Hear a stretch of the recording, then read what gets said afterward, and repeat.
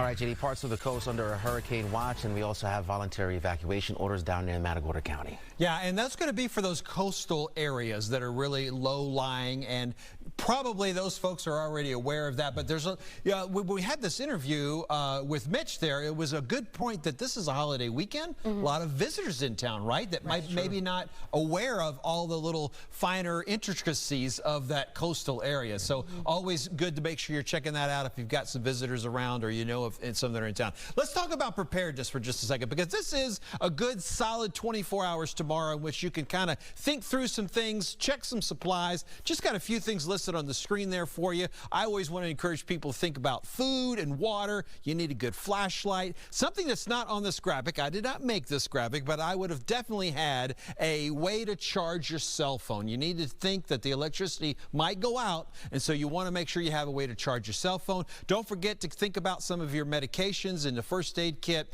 and of course a flashlight. Got to have a good functioning flashlight, because again, you have to plan that the electricity is going to go out. We talked about the hurricane watch that's in effect from Sargent, basically Matagorda County, all the way down to the Mexico border. And then we've also got a storm surge watch along the same area. So we could see life-threatening inundation of the ocean, basically. And some of these areas get a little further to the inland when they're wrapped around a bay like that. And just giving an idea from the National Hurricane Center on that storm surge expectations, this blue here would represent 1 to 3 feet, and then closer to where that eye is expected to make its landfall, you see higher numbers. So 3 to 6 feet are the numbers that are being put out right now. And again, maybe even a little bit further to the south, not just where the eye is, because the way the geography of the underwater areas sort of work with bays and things like that. It's a lot of things working together to make that storm surge threat happen, as far as what that might actually look like. So we will take a second to get back out here and talk about what it looks like on our satellite imagery.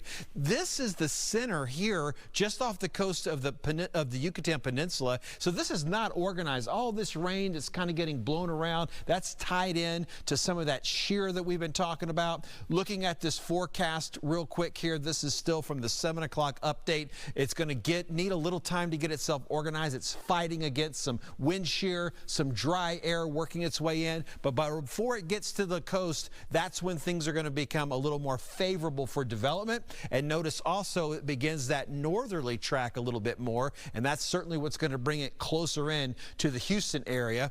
Probably making that landfall Sunday night and into early Monday morning, but depending on where it goes within the cone, if it takes a more direct route to the north, it might be able to be there even a little quicker, or perhaps a little bit slower. Here is the exclusive Fox model on what we're expecting, and this is similar to what the Hurricane Center has. You saw that little jump to the north, and then there are lots of rain along with that wind that is wrapped around that eye wall as it continues to move to the north, bringing more rain into the hill country. I think we would still get quite a bit of rain over here into the Houston area as well. And then what is good news here is how quickly this is going to exit the area. This is not going to be one of those weak tropical storms that stalls or that falls apart and drops feet of rain. We certainly could see 12 inches of rain, but that would be much more isolated. Overall, the numbers that we're talking about are 5 to 10 inches,